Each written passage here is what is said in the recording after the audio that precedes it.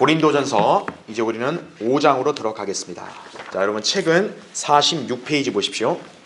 여러분은 고린도 교회의 그런 영적인 실태를 잘 알고 있습니다. 그렇죠? 육신적인 교회다 이거죠. 예. 그러니까 육신적인 교회에서 나타나는 건 주로 뭡니까? 어떤 시기, 다툼, 분열. 표면적으로 그렇죠. 그렇죠? 근데 그뿐만 아닙니다. 육신적인 교회는 어때요? 죄를 물리치는 힘이 없어요. 그렇죠? 그러니까 거룩함을 유지를 못하겠죠. 그렇죠? 그랬단 얘기는 그 교회 안에는 어떤 거예요? 온갖 불의와 죄가 나타난다는 얘기죠. 예. 그러니까 고린도 교회도 예외 없이 바로 정말 부도덕한 그런 죄악이 그 교회에 발견이 됐다는 거죠. 그래서 바울의 입장에서 어떤 거예요? 자기가 구령을 하고 가르치며 양육하고 세운 교회가 세상이 볼 때도 이렇게 수치스러운 그런 죄를 이렇게 방관하고 있고, 그렇죠? 예.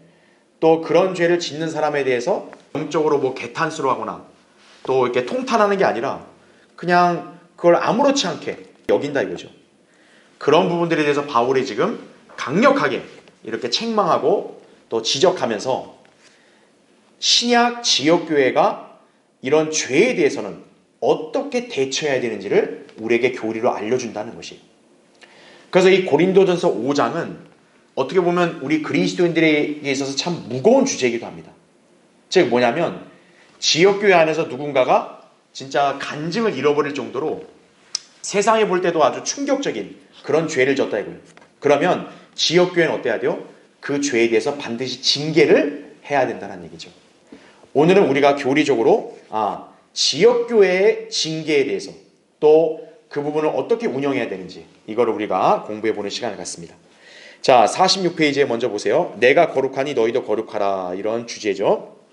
그래서 밑에 박스칸을 보면요, 사도 바울은 고린도에 사는 이방인들을 복음으로 낳은 장본인으로 그들의 영적 아버지다. 이건 제가 지난주에 설명드렸죠. 그렇죠?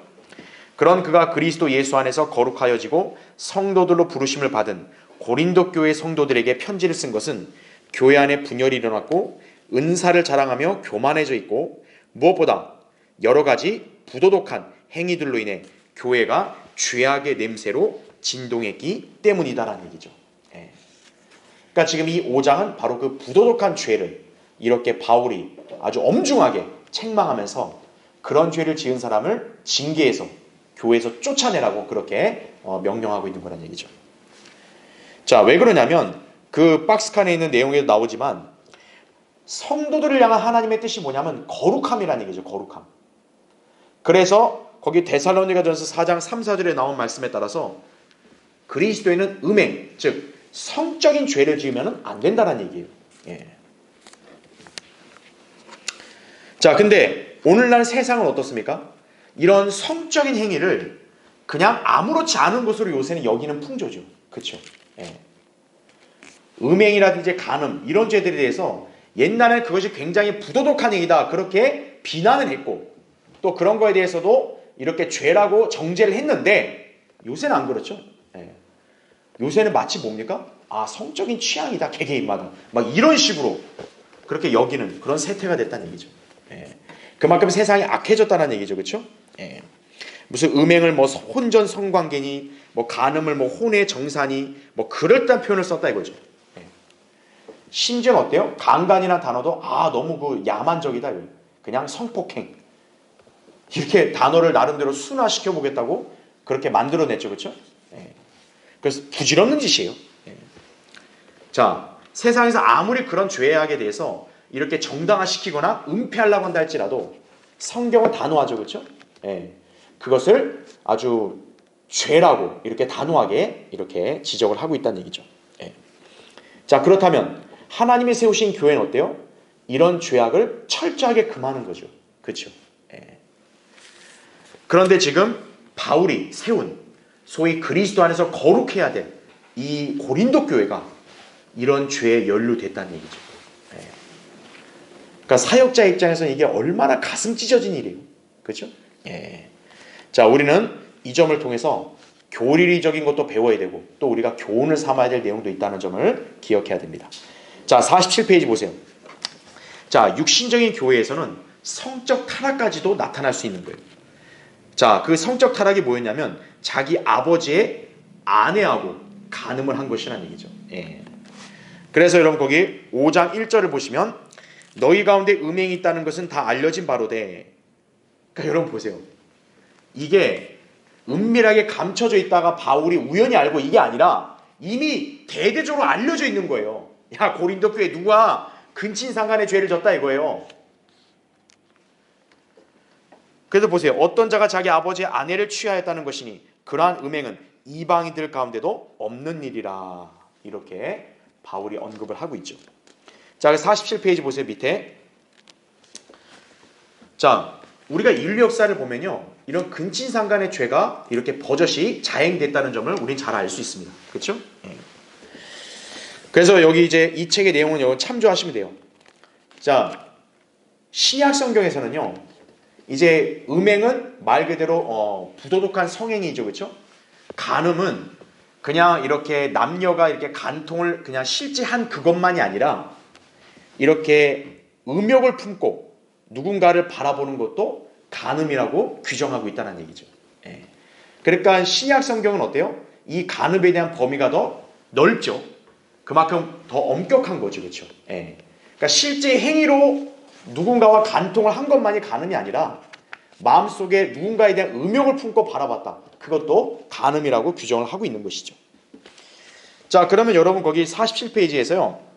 그 밑에 그 두 번째 단락에서 하나, 둘, 셋, 넷, 다섯, 여섯째 줄 내려와 보시면 율법 이전에 이게 나옵니다. 율법 이전에.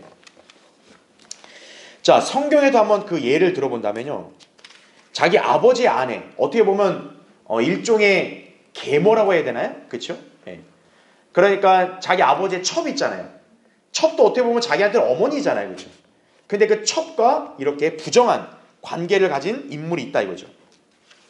자, 야곱의 큰아들 루벤 아시죠? 그렇죠? 루벤이 아버지의 첩 비라하고 간통을 했었죠. 그렇죠?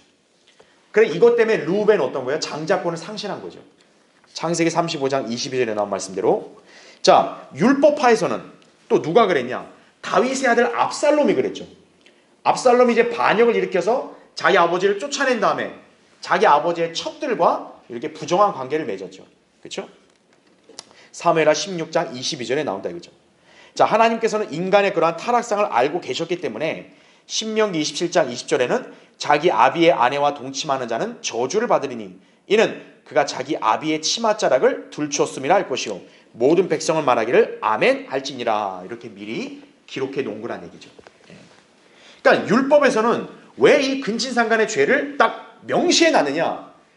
이 타락한 인간의 죄악상에는요, 이런 것들이 다 내재해 있으니까 그러는 거예요. 이 성적인 죄라는 건요, 굉장히 민감합니다. 이게 주의하지 않으면요, 누구든 넘어질 수 있는 죄인 거예요. 음행이나 이 간음은. 그렇죠? 그래서 성경에서 이런 역사적인 예를 하나님께서 언급하신 것은 이렇게 오늘을 사는 성도들에게도 경종을 울리는 거죠. 인간의 타락한 죄악은 언제든 이걸 저지를 수 있다 이거죠. 주의해야 된다 이거죠. 자, 유대인만이 아니죠. 이방인들은 뭐 말할 필요도 없겠죠. 그렇죠? 여러분 거기 맨 밑에서 세 번째 줄 보세요. 이방인들의 이러한 타락은 시간을 훨씬 거슬러 올라가는데 남편이면서 아들인 관계를 맺고 있는 세미라미스와 님롯이 있다 이거죠. 이 창세기 10장의 님롯 여러분 기억하시죠? 그렇죠? 님롯은 주 앞에 힘센 사냥꾼, 즉 하나님을 대적했던 최초의 인물인데 이 인물은 자기 어머니이기도 한 세미라미스와 결혼을 한 거예요. 난잡하죠, 그렇죠? 그 다음에 아스타롯과 탐무스 있다. 탐무스. 특히나 이제 이스라엘이 타락했을 때 바로 그 탐무스라는 우상신을 숭배했죠, 그렇죠? 그러니까 탐무스, 아스타롯 역시 마찬가지로 모자 관계인데도 둘이 성적인 관계를 맺어서 이렇게 부부처럼 그렇게 행세했다 이거죠. 그 다음에 이시스와 사이러스 이렇게 또 발견될 수 있는 거죠. 자, 그래서 48페이지 보십시오. 자, 그래서 성경에서는요, 유대인들도 그렇고 이방인들도 그렇고 이렇게 근친상간의 죄를 저지른 자들을 이렇게 언급하고 있어요. 자, 이건 바로 뭘 의미하냐? 거기 48페이지 맨 위에 보면 유대인이나 이방인을 가리지 않고 누구나 자기 아비의 아내와 동침하는 성적 타락의 죄에서 자유로울 수가 없었다는 사실이죠. 그래서 신약 성경의 원칙은 뭡니까? 유대인이든 이방인이든 다 죄 아래 있다고 얘기하죠. 그러니까 성적 타락의 죄도 어때요? 이방인만 짓는 게 아니라는 거예요. 유대인도 짓는다는 얘기죠. 그런데 심지어 어때요? 하나님의 피로 값주고 사신 신약 지역교회 안에서 이런 일이 발생한 거예요. 자, 바울의 심정은 진짜 너무나 충격이 컸겠죠. 그렇죠? 특히나 우리가 알아야 될 게 뭐냐면요. 여러분, 유대인이든 이방인이든 구약 시대는 어때요? 거듭나질 않았잖아요. 그렇죠? 그러니까 거듭나지 않았기 때문에 그들 안에는 새로운 피조물, 새 성품이 있을 수 있어 없어요? 없다고요. 어떻게 보면 그들에게는 한계가 있는 건데 신약의 거듭난 그리스도인은 차원이 다르잖아요.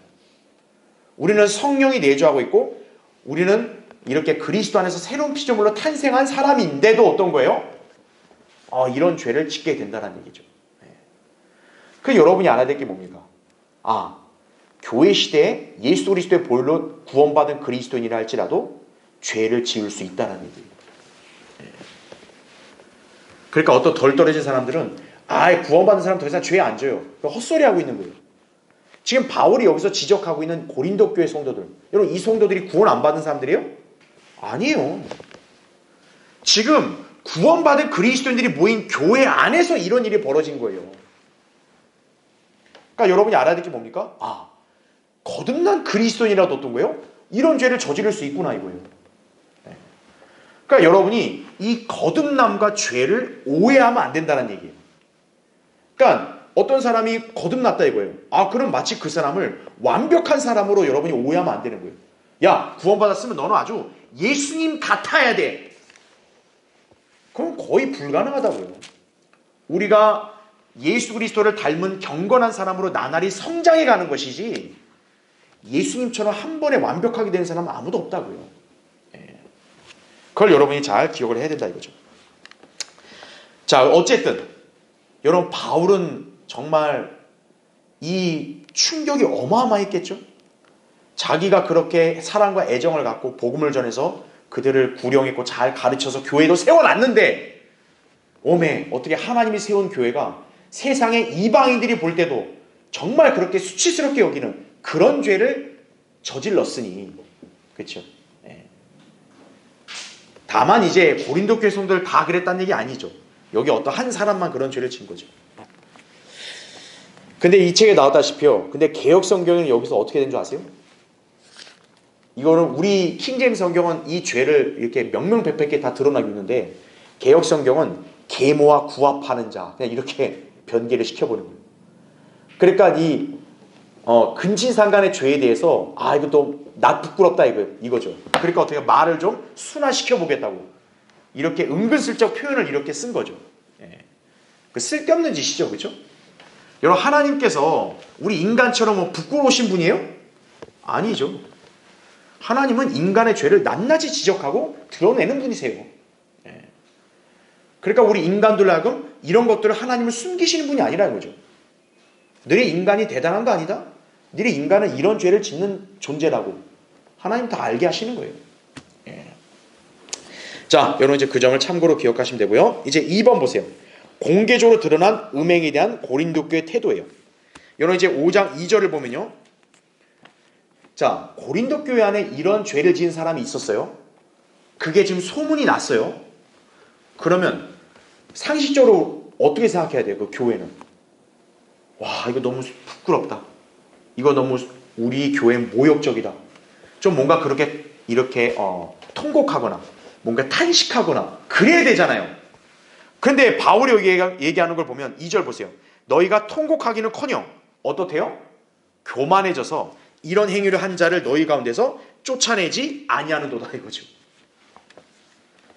자, 우리 책 볼게요. 거기 2번 밑에 보세요.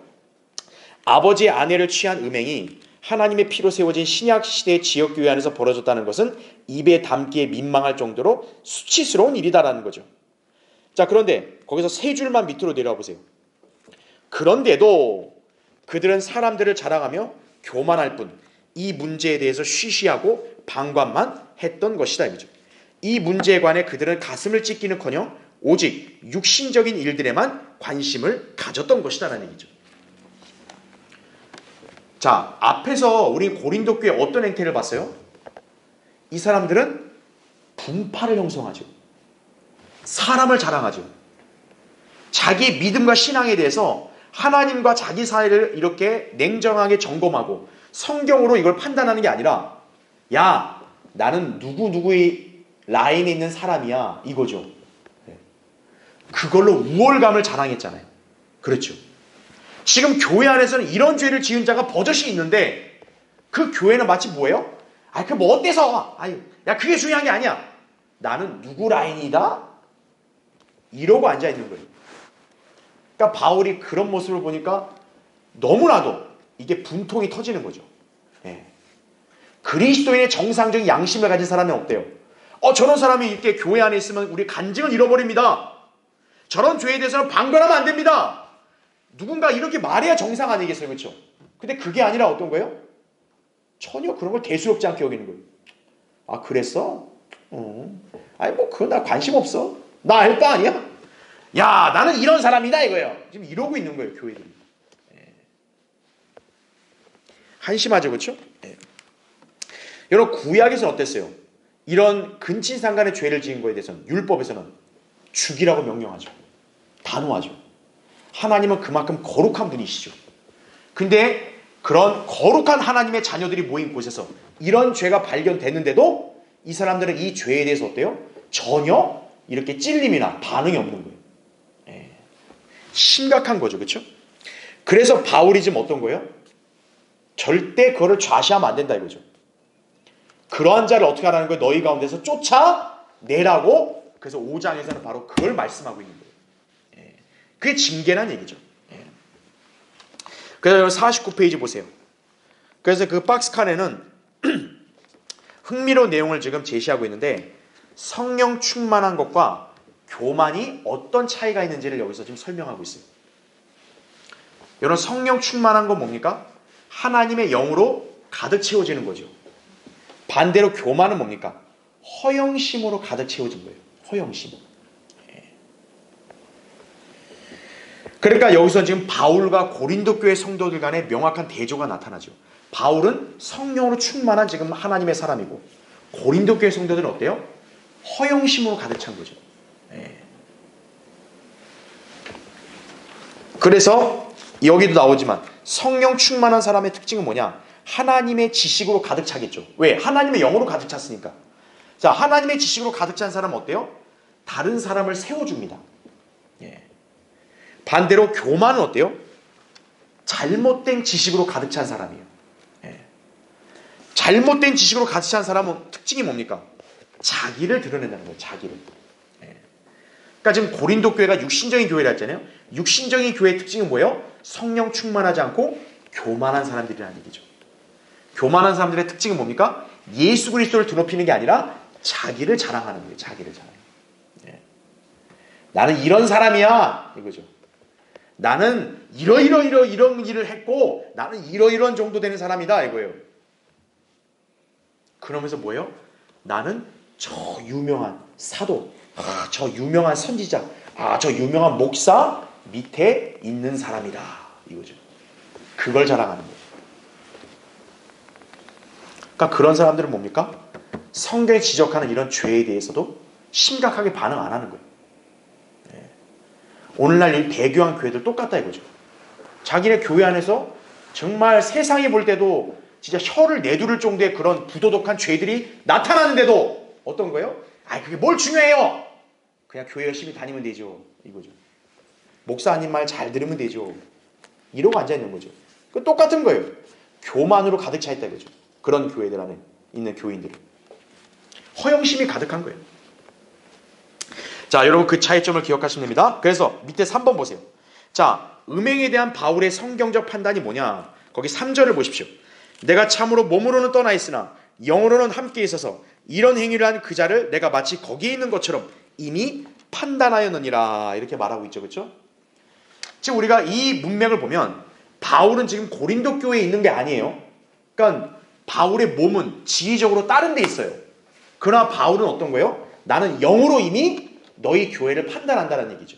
예. 바울은 자기가 세운 지역교회에 대한 애정이 아주 남달랐던 사람이에요. 자, 바울은 왜 자기가 영으로 이렇게 판단할 자격이 있을까요? 바울은 그들을 가르쳤고 그들을 위해 날마다 기도하는 사역자니까 그런 거예요.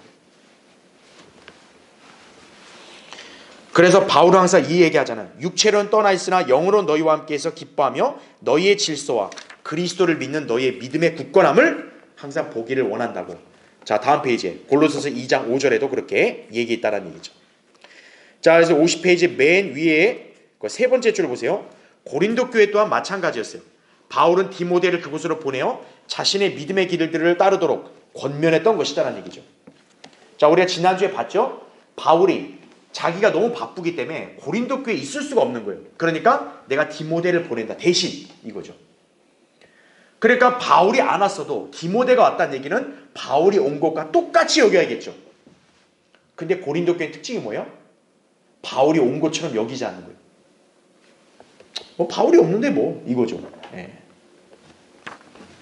그러니까 바울이 없으니까 어떤 거예요? 일말에 두려움도 없는 거죠. 신경도 안 쓰는 거죠. 기꺼이 자기들 하고 싶은 대로 하는 거죠, 그냥. 예. 그러니까 바울은 그 점을 지적하는 거죠. 야, 내가 없다고 니들 마음대로, 니들 멋대로 해? 나는 영으로 이미 너희들과 같이 있는 것처럼 여기고 너희들을 판단한다고. 이렇게 얘기하고 있는 거예요, 그래서. 자, 그 밑에 단락 보세요. 그 밑에 단락에도 세 번째 줄 보세요. 자, 그래서 지금 바울은 왜 이렇게 성토하면서 이렇게 엄중하게 책망을 하고 있냐면 이게 어떠한 개인의 죄로 끝나는 게 아니기 때문에 그래요. 자, 이 죄가 지금 어때요? 이미 공개적으로 드러났죠. 그렇죠? 이미 세상 어느 곳에도 고린도 교회와 다 연루가 돼버렸죠.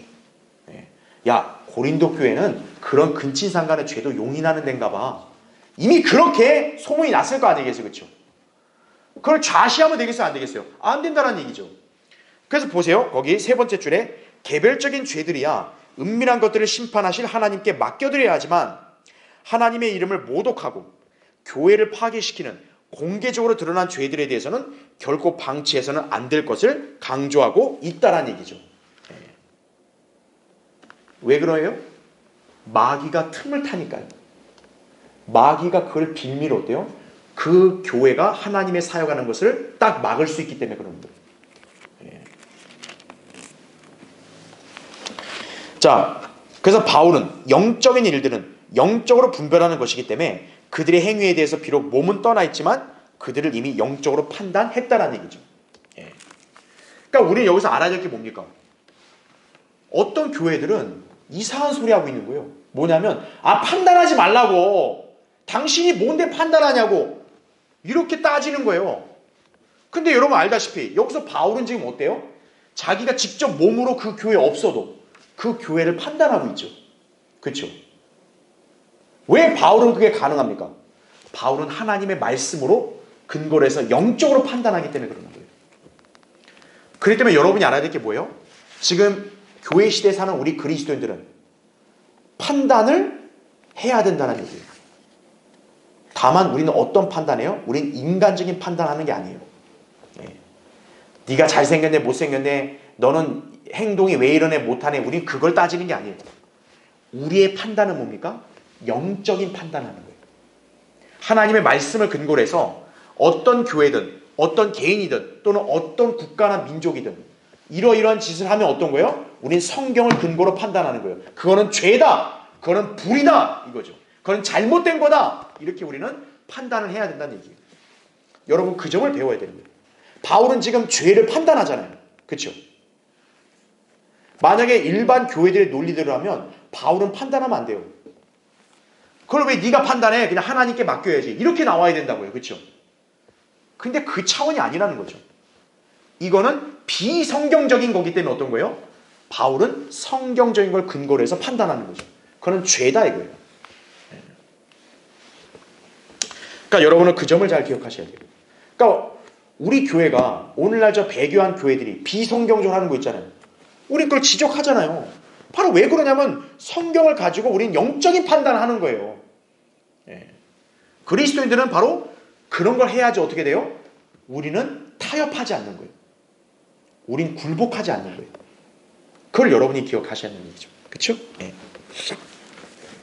자, 밑에 달라 보세요.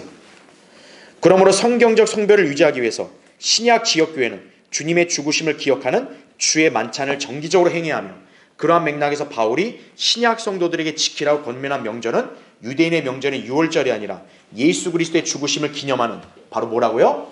주의 만찬이라는 얘기죠. 네. 바울은 강조했죠. 주의 만찬에는 누구도 합당치 않게 참여할 수 없다 그랬죠. 죄에 연루된 채로 주의 만찬에 참여하면 그건 합당치 않게 참여한 거예요. 저주받는 거라고 얘기했어요. 그렇죠? 그러니까 주의 만찬을 의식하면 어때요? 자기가 항상 조심해지는 거죠. 아, 내가 이런 죄를 치면 안 되겠구나. 내가 조심해야지. 그래 내가 주의 만찬과 예배에 참여할 수 있지. 자기 자신을 늘 점검하는 거죠. 설사 죄를 졌어도 어때요? 빨리 자백하게 되는 거죠. 그렇죠? 그래야 어떻게 되는 거예요? 내 안에 죄나 더러움이 없는 거예요. 그래야 어떤 거예요? 내가 속한 이 지역교회가 어때요? 더러워지질 않는 거예요. 여러분, 교회는 특징이 뭡니까? 교회는 그리스도의 한 몸이죠. 그렇죠? 그러니까 여러분 개개인은 각각 개체가 달라도 어때요? 모두 그리스도의 한 몸에 속해 있단 말이에요. 그렇죠? 그러니까 여러분 중에 만약 한 사람이 어때요? 불의하고 뭔가 죄를 졌다 이거예요. 그러면 그리스도의 몸 전체가 어떻게 되는 거예요? 더러워지는 거예요. 그래서 우리는 항상 그걸 주의하고 거룩함을 유지해야 된다는 얘기죠. 바울은 그 점을 강조하는 거예요. 우리는 모두 그리스도의 다 한 몸 안에 속해 있기 때문에 어느 한 사람이 잘못되면 어떤 거예요? 그 몸 전체에 영향을 주는 거예요. 이제 잠시 뒤에 보겠지만 바울은 그걸 뭐에 비유하냐면 적은 누룩으로 비유하는 거예요. 누룩은 작은데 어때요? 한번 누룩이 들어가면 어떻게 돼요? 빵 전체가 부풀어 오른다고요. 빵 전체에 영향을 미치는 거죠. 그러니까 그런 누룩이 들어오지 않도록 조심해야 된다는 얘기죠. 그걸 이제 바울이 얘기하고 있다. 그렇게 기억하시면 돼요. 자, 그럼 이제 여러분 5장 거기 4절부터 8절까지 보죠. 4절부터 8절.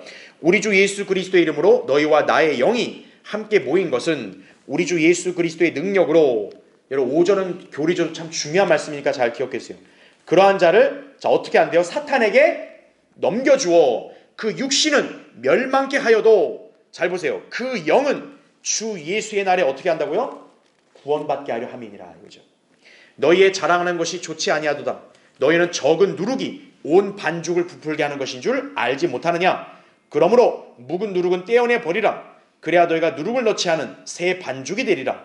우리의 유월절 양이신 그리스도께서 우리를 위하여 희생되셨으므로 우리가 그 명절을 지키되 묵은 누룩이나 또 악하고 가증한 누룩으로도 말며 오직 누룩 없는 성실과 진리의 빵을 가지고 지키자. 이렇게 얘기를 하고 있습니다.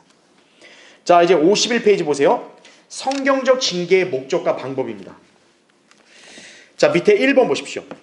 자, 교회 내 뭐를 유지하라고요? 성별을 유지하라고요. 성별. 교회는 성별을 지켜야 돼요. 성별을 잃어버리면요, 하나님께서 그 교회와 함께하지 않으시는 거예요. 그래서 우리 교회는 어떤 거예요? 때로는 냉혹하고 또 때로는 엄격하다 할 정도로 우리는 이 죄와 불의에 대해서 단호하게 책망하고 때로는 분리도 시킨 이유가 그렇다는 점을 여러분 잘 이해하셔야 돼요. 자, 우리 51페이지 보세요. 1번 밑에 악행을 일삼는 사람, 이 자가 누구냐면 누룩을 퍼뜨린 자예요. 누룩을 퍼뜨린 자. 이 자를 지역교회에서 출애시키는 것은 교회가 성별을 유지함으로써 다른 성도들로 하여금 온전히 주님을 섬기도록 하는 최상의 조치다 이거죠. 그러므로 누구든지 주의 말씀을 거슬러 지역교회 내에서 제멋대로 악을 행하는 악하고 가증한 누룩으로 발견한다면 교회는 반드시 그런 누룩을 떼어내 버려야 한다 이거죠.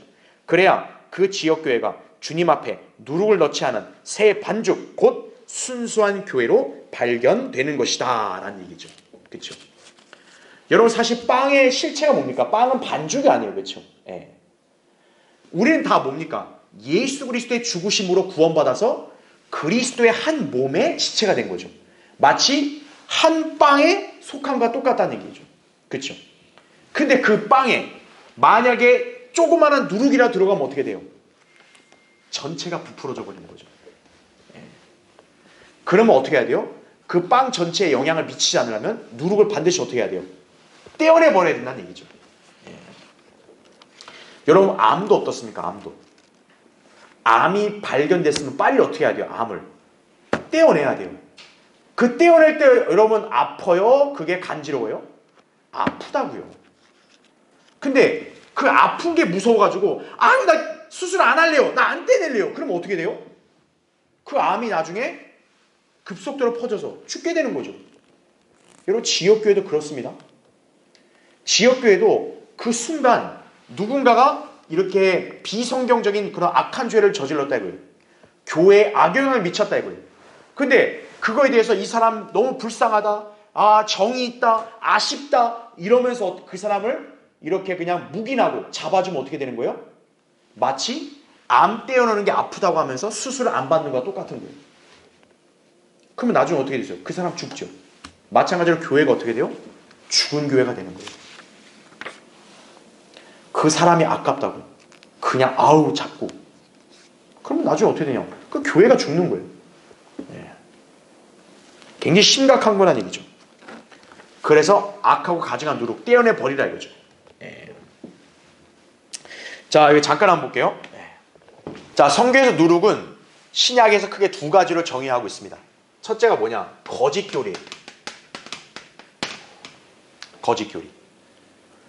그러니까 거짓 교리가 조금이라도 들어온다 이거예요. 그거를 빨리 막아내거나 또 빨리 떼어내지 않고 그걸 묵인해버리면 어떻게 돼요? 삽시간에 퍼지겠죠. 하나님이 세운 지역교회에서 거짓 교리를 이렇게 용인한다 이거예요. 그럼 어떻게 돼요? 교회 전체가 오염되는 거예요. 그래서 목자는 어떤 거예요? 거짓 교리가 교회 안에 들어오는 것은 민감하게 반응하고 그거를 과감하게 이렇게 잘라내는 거예요. 거짓 교리 얼마나 많아요. 이 한국 교회들하고 있는 게 다 거짓 교리라고 전부 다. 그거 절대 용인 안 한다 이거죠. 예. 두 번째는 죄나 또는 타락한 삶이에요.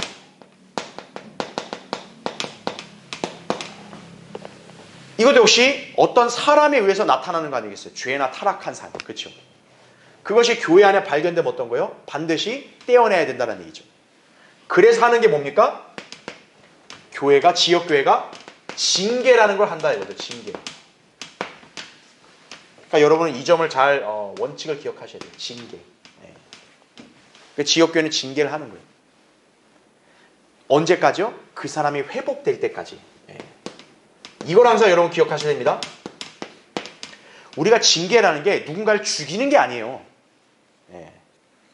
징계라는 게 어떤 사람을 아예 버려버리고 파멸시키겠다 이게 아닙니다. 지역교회가 정말 이렇게 아픔을 머금고 누군가를 징계한다 했을 때는 반드시 뭐를 염두에 두는 거예요? 회복을 염두에 두는 거예요. 징계를 받은 사람은 어떻게 해야 돼요? 회복을 해야 돼요. 하나님과 관계에서 이렇게 참회하고 또 그런 자신의 어떤 생활 습관을 개선하고 그리고 다시 이제 회복이 되면 어떤 거예요? 다시 교제하고 믿음 생활하는 거예요.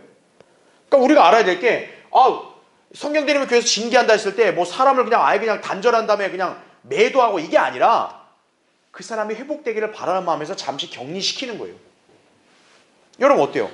코로나에 감염되면 어떻게 해야 돼요? 격리시켜야 돼요. 아무리 사랑하는 가족이라도 어때요? 격리시켜야 돼요. 왜? 회복될 때까지. 그걸 사랑하는 사람은 어떻게 내가 분리하고 어떻게 내가 떨어져 있어요? 같이 있으면 어떻게 돼요? 같이 감염되는 거예요. 그냥 죽는 거죠. 다 같이 죽자 이렇게 되는 거죠. 그게 아니잖아요. 아무리 사랑하는 가족이라도 어때요? 감염이 되면 격리될 수밖에 없는 거예요. 그럼 격리시킬 때 넌 이제 영원히 끝이다 빠이빠이다 이래요? 아니잖아요. 회복될 때까지만 격리하자 이거죠. 지옥의 징계도 그거예요. 그러니까 징계를 받는 사람은 나를 완전히 이렇게 사람을 그냥 매도해버리고 나를 파멸시켰다 이게 아니에요. 나를 잠시 회복되라고 이렇게 기회를 주는구나. 그렇게 여기고 그 사람 회복되는 거예요. 네. 그래서 이 고린도전서 5장에도 근친상간의 죄를 저지른 사람 징계 받았죠? 근데 우리가 나중에 고린도서를 공부하면 알겠지만 그 사람은 회복됐다고요. 왜? 참된 회개를 했기 때문에 그 사람은. 그거예요. 네. 회개하면 용서하는 거예요. 그걸 기억해야 한다 이거죠. 네. 그래서 중요한 게 뭡니까? 지역교회 안에 절대로 누룩이 들어오는 것을 막아야 되는 거예요. 예. 그 점을 우리가 기억해야 합니다. 자, 51페이지 밑에 달락 보세요. 자, 본문 5절에서 그러한 자를 이렇게 얘기하죠. 자, 바울이 이 죄와 타락한 삶으로 교회의 거룩함을 훼손시킨 이 사람을 징계하려고 할 때 바울은 무슨 얘기를 합니까? 그러한 자를 누구에게 넘겨준다 그래요? 사탄에게 넘겨준다고 얘기합니다. 자, 여기에 그러한 자는 그럼 특징이 뭘까요? 구원을 잃어버린 걸까요? 아니라고요. 그렇죠? 애당초 구원 안 받은 사람일까요? 아니라는 거예요. 거기 나오죠. 구원 받았지만 교회 내에서 악행을 저지른 거듭난 성도를 말한다는 얘기죠. 예. 그러니까 그 사람의 영은 어떤 거예요? 주 예수의 날에 구원을 받는다고 말씀하고 있는 거예요. 자, 그러면 사탄에게 넘겨준다는 건 무슨 뜻일까요? 여러분이 이 의미를 잘 알아야 됩니다. 이게 어떤 목사나 또 어떤 그리스도인이 이 사람을 사탄에게 완전히 파멸시키고 멸망시키는 그런 권한을 가지고 있다, 이게 아니에요. 네. 사탄에게 넘겨준다는 말은 보세요. 더 이상 계속해서 그러한 악행을 일삼지 않도록 그를 위해 뭐 하지 않겠다는 뜻이라고요? 기도하지 않겠다는 뜻을 가리키는 거예요. 네. 그러니까 이 자를 사탄에게 넘겨준다고 말했을 때는 더 이상 그의 안위와 또 그의 어떤 보호를 위해 나는 기도하지 않겠다, 그 뜻인 거예요. 그러니까 다시 말하면 바울이 그러한 자를 사탄에게 넘겨준다고 말한 거에 대한 진의는 뭐냐면 그를 위해 중보 기도하지 않겠다는 얘기죠. 그거예요? 그 정도 문제 없어요. 여러분 진짜 그럴까요? 신실한 성도와 사역자가 그를 위해 기도하지 않는 것, 그게 여러분 아무렇지 않은 것 같으세요? 절대 그렇지 않습니다. 여러분 지금 그리스도에는 가장 위험한 적이 있죠. 그게 누굽니까? 마귀죠, 마귀. 여러분 마귀가 거듭난 그리스도인을 가만 놔두겠어요? 호시탐탐 어떻게든 이 자를 파멸시키려고 갖은 수를 부릴 거 아니겠어요? 그렇기 때문에 그리스도인은 뭡니까? 항상 하나님의 도우심을 의지하고 기도하는 거 아니겠어요? 그렇죠? 내가 만약에 좀 연약하고 게을러서 기도를 못해도 신실한 다른 성도의 중보 기도를 통해서 보호받는 경우 많죠. 그렇죠? 그런데 그를 위해서 기도하지 않게 되면 이제 어떻게 되겠어요? 하나님이 더 이상 기도를 안 하니까 그를 보호해주거나 그를 도와줄 그런 이유가 없어지는 거죠. 그러면 이제 어떻게 되겠어요? 마귀가 이제 거리낌 없이 그 자를 이제 물고 늘어지고 공격하고 쓰러뜨리고 파멸시키겠죠. 그게 바로 사탄에게 넘겨준다는 얘기예요. 여러분이 하나님이 세우신 교회의 신실한 목자와 함께 믿음 생활하고 주님을 섬기는 게 이게 왜 복된 거냐면 기도를 통해 하나님의 도우심과 보호를 받기 때문에 그러는 거예요. 근데 그걸 멸시하고 이렇게 진리를 떠나버리거나 또 죄에 넘어가게 되면 더 이상 하나님이 세우신 교회와 사역자와 성도들이 그를 위해 기도하지 않겠죠. 그게 바로 사탄에게 넘겨준 거예요. 그럼 이제 사탄은 이제 마음껏 어떤 거예요? 이제 그 사람을 가지고 놀고 공격하는 거예요. 그럼 그 사람 비참해지는 거예요. 이게 무서운 거라고요, 이게. 그러니까 세상의 신인 마귀에게 그를 내버려 두겠다. 그 의미라는 걸 꼭 기억하셔야 돼요.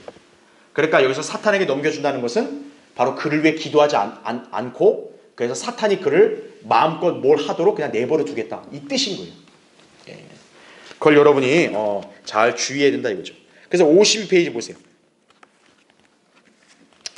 그래서 맨 위에 줄 보시면 그 같은 악행을 저지른 자의 혼은 구원받아 결코 지옥에 가지는 않겠죠. 그렇죠? 그러니까 여기서는 바울이 너 이제 원래 하늘나라 갈 수 있는데 너 지옥 간다, 이게 아니에요. 이미 그의 혼은 구원받았기 때문에 이미 그의 혼은 하늘나라에 갈 수밖에 없어요. 그렇죠? 그런데 뭡니까? 그의 육신은 어때요? 멸망케 된다는 얘기죠. 육신이 멸망한다는 얘기, 그걸 뭘 의미하는 거예요? 죽는다는 얘기죠. 그리스도인이 계속 죄에 연루되고 하나님께 자백하지도 않고 그걸 참회하지 않아서 그대로 죄가 남아있잖아요. 그럼 나중에 어떻게 돼요? 하나님이 징계할 때 때론 죽음도 허락하시는 거예요. 그래서 일찍 죽게 하시는 거예요. 야, 이제 그만 와라 너. 더 이상 나의 이름을 더럽히고 또 거룩함을 훼손시키는 그런 짓 하지 말고 이제 그냥 와. 바로 하나님 바로 데려가신다는 얘기예요. 그게 바로 육신이 멸망케 되는 거예요. 베드로전서 5장 8절, 고린도서 11장 30절, 로마서 8장 13절 등등을 여러분이 기억하시면 되는 거예요. 그래서 바울이 강조한 게 뭡니까? 너희가 육신을 따라 살면 어떻게 된다 그랬어요? 죽을 것이나 얘기하죠. 육신을 따라 살면 죽는다 이거예요. 성령을 통해 몸의 행실을 죽이면 살리라 이거죠. 여러분 육신을 따라 사는 게 곧 죄를 짓는 삶 아니겠어요? 그러면 결국 죽게 된다. 그 죽는 게 상징적인 게 아니에요. 실제적으로 육신이 죽는 걸 말하는 거예요. 그래서 지금 바울도 얘기하잖아요. 그러한 자를 사탄에게 넘겨주어 그 육신을 멸망케 하여도 나오죠. 결국 사탄에게 넘겨주면 어때요? 사탄이 할 수 있는 게 뭐예요? 구원받은 성도한테 그의 구원을 뺏을 수는 없어요. 그러니까 사탄이 할 수 있는 건 뭐예요? 그를 죽음에 이르게 하는 것밖에 없다는 거죠. 그러니까 무서운 일이에요. 그런데 그 영은 주 예수의 날에 구원받게 하려 함이라 이렇게 얘기하는 것이죠. 자, 그래서 밑에 2번 보십시오. 성도들로 온전히 섬기게 하라 이거죠. 자, 그래서 보세요. 그러한 자를 사탄에게 넘겨주는 것은 주님의 이름이 더 이상 모독을 당하지 않도록 하는 최상의 방편이며 또한 이를 지켜본 주변 성도들이 하나님을 두려워함으로써 온전히 주님을 섬기도록 하는데 그 목적이 있다는 얘기죠. 그들 가운데 후메네와 알렉산더가 있는데 내가 그들을 사탄에게 내어준 것은 그들로 하나님을 모독하지 못하도록 배우게 하려는 것이라 이렇게 나오죠. 자, 거듭난 성도들의 영 하나님과 합해졌죠. 그렇죠? 그렇지만 어때요? 죄악으로 인해 마귀에게 정복당한 그의 영은 마귀 들린, 즉 그의 영이 마귀에게 점유될 수가 있다는 점을 꼭 기억해야 돼요. 그래서 밑에 달라 보세요. 따라서 살인자요 파괴자인 마귀가 성도들의 구원받은 혼을 제외한 모든 것을 점령할 수 있다는 사실을 잊어서는 안 된다는 얘기죠. 이미 혼은 여러분의 것이고 특히 구원받았으면 이미 여러분은 하나님 안에서 보호를 받는 거예요. 혼은. 근데 육과 영은 다르다는 얘기예요. 육과 영은. 육과 영은 마귀에게 점령당할 수 있는 거예요. 그러면 어떻게 되죠? 그 사람은 고통 가운데 사는 거예요. 종국에는 죽음에 이를 수도 있는 거예요. 그걸 기억해야 한다는 얘기죠. 자, 저기 잠깐만 한번 내용 정리하고 이렇게 설명드릴게요.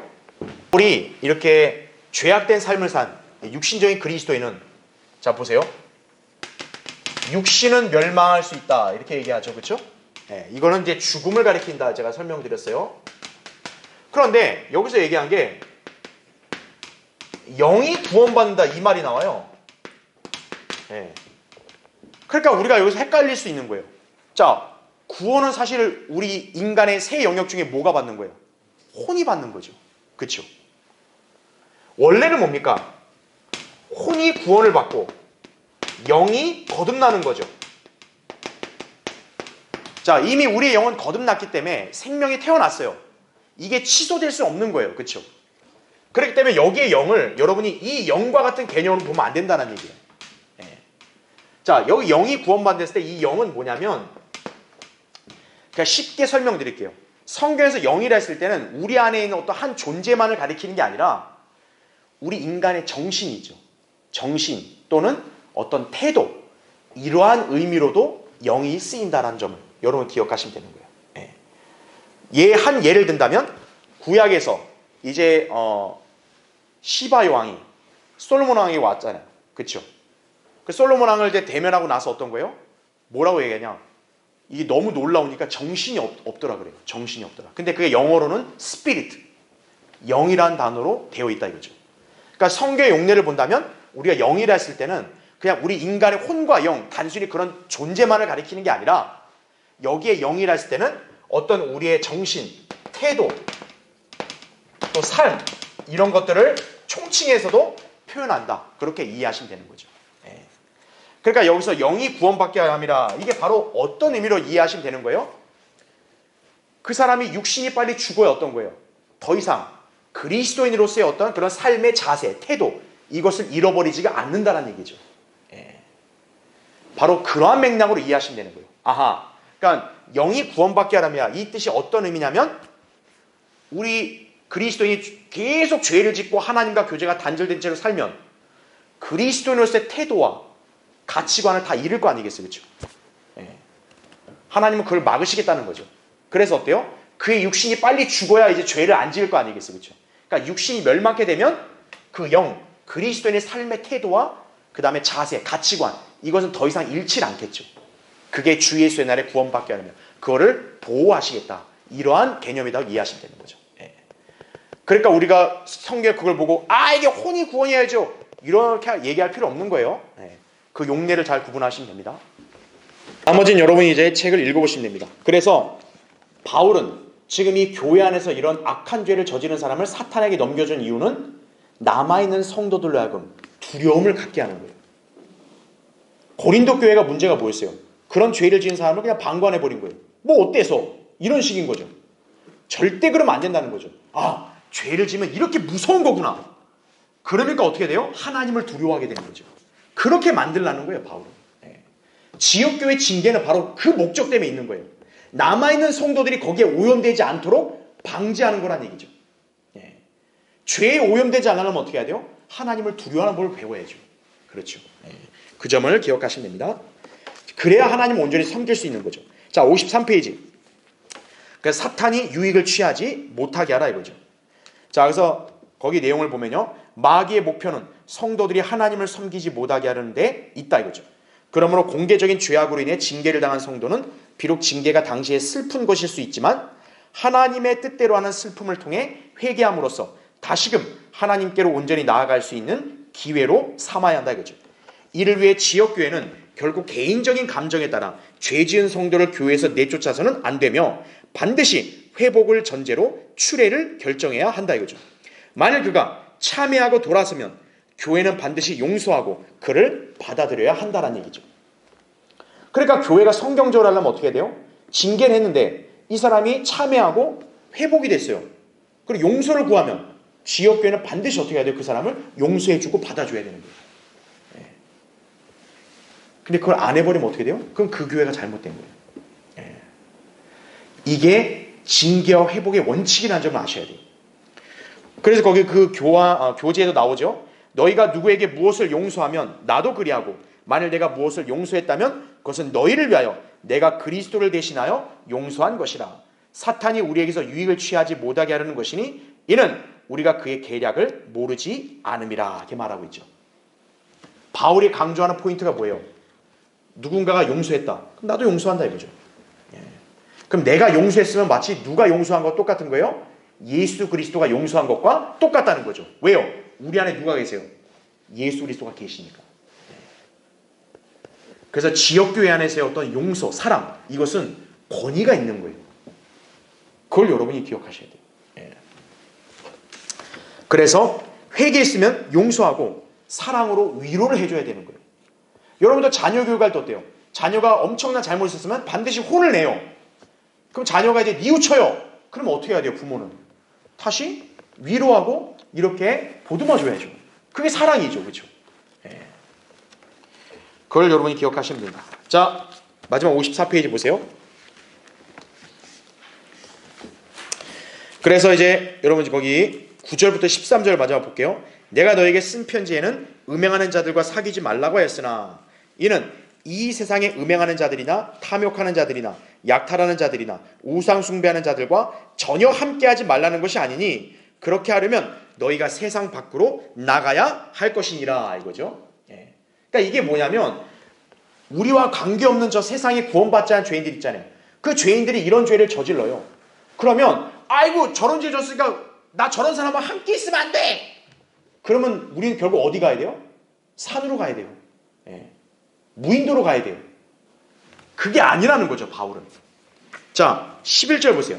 그러나 이제 내가 너희에게 쓰는 것은 만일 형제라고 하는 어떤 자가 음행을 하는 자거나 탐욕하는 자거나 우상 숭배하는 자거나 욕설하는 자거나 술 취하는 자거나 약탈하는 자이거든 사귀지도 말고 그런 자와는 함께 먹지도 말라는 것이라. 밖에 있는 자들을 판단하는 것이야 내게 무슨 상관이 있으리오마는 안에 있는 사람들이야 너희가 판단하지 아니하겠느냐 이거죠. 여러분 구원받지 않은 죄인들의 죄는 우리가 심판하는 게 아니죠. 그건 하나님이 심판하시는 거예요. 구원받지 않은 죄인 지옥에 보내는 거 누가 보내는 거예요? 하나님 보내시는 거죠. 그렇죠? 밖에 있는 자들을 너희는 판단할 그런 필요 없다는 거예요. 근데 교회 안은 다르다는 얘기죠. 그래서 13절 밖에 있는 자들은 하나님께서 판단하시나니 그러나 악한 사람은 너희 가운데서 어떻게 하라고 얘기해요? 쫓아내라고 이렇게 우리에게 훈계하고 있다는 얘기죠. 자 자, 그래서 여러분 거기 나머지 내용들은 다 그냥 읽어보시면 아는 거예요. 그러니까 우리가 알아야 될 게 뭡니까? 이런 죄악으로부터 우리가 성별하고 분리하라고 해야 하니까 세상과 단절하는 의미로 오해하면 안 돼요. 우리는 세상에서 이런 죄를 저지른 자들을 우리가 뭐 애써 막 정죄하면서 뭐 너는 지옥에 내가 보낼 거야 이런 게 아니란 얘기죠. 우리가 세상 죄인들에게 할 건 뭡니까? 복음을 전하는 거죠. 야, 너는 왜 우상 숭배하니? 야, 너는 왜 간음하니? 너는 왜 욕심이 많니? 그걸 판단하지 말고 먼저 복음을 전하라는 거죠. 왜요? 하나님의 관점에서 인간이 가장 먼저 뭘 해야 돼요? 구원받아야 되기 때문에 그런 거예요. 그 사람이 우상 숭배를 하든 뭘 하든 그거보다 먼저 뭘 해야 돼요? 구원받아야 되는 게 우선이에요. 그러니까 우리 교회 그리스도인들도 어때요? 그런 세상 죄인들의 죄들을 먼저 판단하는 게 아니라 먼저 구원받아야 된다는 것을 우린 강조해야 되는 얘기죠. 그러면 54페이지 맨 밑에 자, 안에 있는 사람들은 바로 구원받은 지역교회 회중들을 말한다는 얘기죠. 자, 이런 사람들은 어때요? 만약에 이런 악한 죄를 저질렀다, 악행을 저질렀다 이거예요. 그러면 쫓아내야 된다는 얘기죠. 그래서 55페이지 밑에 달락 보면요. 자, 교회 내에서 쫓아내야 될 자들에 대해 얘기할 때 뭐 여러분은 여기 다 뭐 이렇게 음행하는 자 이거는 뭐 다 알잖아요. 그렇죠? 자, 탐욕하는 자. 그럼 이걸 보면 야, 탐욕의 기준이 뭘까? 이렇잖아요. 그렇죠? 성경은 먹을 것과 입을 것이 있으면 만족하라고 디모데 6장 8절에 말씀하고 있죠. 그렇죠? 근데 실상은 어때요? 세상을 봐도 이걸 완벽하게 지킨 사람 거의 없어요. 그렇죠?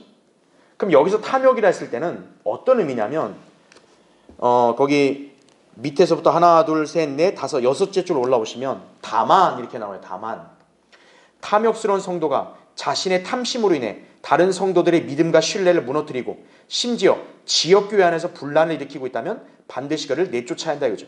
그러므로 탐심은 우상숭배라는 말씀에 귀를 기울임으로써 많은 슬픔으로 자신을 찌르는 것은 피해야 한다는 얘기죠.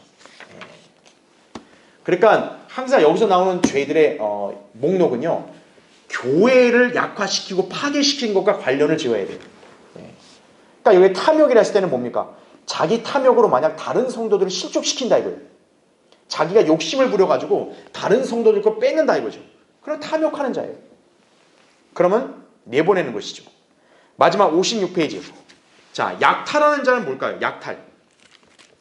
약탈은 쉽게 말하면 이렇게 다른 성도들의 어떤 재산이나 그의 소유를 막 뺏는 걸 말하는 거죠. 여기에는 누구도 해당될까요? 싹군 목사들도 해당되는 거죠. 가짜 목사들. 가난하고 힘들게 사는 그런 연약한 그런 회중들의 주머니까지 갈취하는 그런 가짜 목사들 뭡니까? 약탈하는 자다. 이거 약탈하는 자. 교회 안에도 어떤 순진한 사람이 있으니까 막 그 사람 막 꼬드겨가지고 막 뭘 빼내려고 한다. 약탈하는 자예요. 그럼 내보낸다 이거죠. 오늘날 이 가짜 목사들이 헌금이나 명목으로 돈을 갈취하는 거, 약탈하는 거다 이거죠. 마지막으로 욕설하는 자 있죠. 욕설하는 자. 고함 지르고 삿대질하는 거 이것뿐만 아니라 영적 지도자의 권위에 대항해서 상대 그리스도인을 놀려대는 것까지 포함한다는 거죠. 신실한 하나님의 종을 막 욕하는 거예요. 막. 저 목사 저거 뭐 XX 막 이런 식으로 욕한다 이거죠. 그 사람은 교회 내보내는 거죠. 물론 가짜 목사는 뭐 욕해도 상관없겠지만요. 하나님이 쓰신 종은 함부로 욕설하면 안 된다 이거죠. 특히나 목사가 좀 우습게 보인다 이거죠. 그러니까 깔봐가지고 막 이렇게 얕잡아보고 막 이렇게 삿대질하고 이러면 안 된다는 얘기죠. 이거는 다른 성도도 마찬가지예요. 성도들과 관계에 있어서도 어떤 성도가 만만해 보인다고 해가지고 막 삭대질하고 막 이렇게 욕하고 이러면 안 된다는 얘기죠. 자, 교회 안에서 만약 이런 죄악들을 누가 저지른다. 그럼 교회는 징계한다는 점. 여러분이 그것을 잘 기억하셔야 한다는 얘기죠. 자, 그래서 교회는 뭡니까?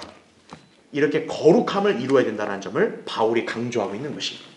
그러니까 여러분들 오늘 이 고린도 교회의 그런 행태를 보면서 신약 교회에서의 어떤 징계 또 회복 이 원칙이 뭐고 또 사탄에게 넘겨준다는 것의 교리적 의미 이걸 여러분들이 잘 기억하시면 되겠습니다.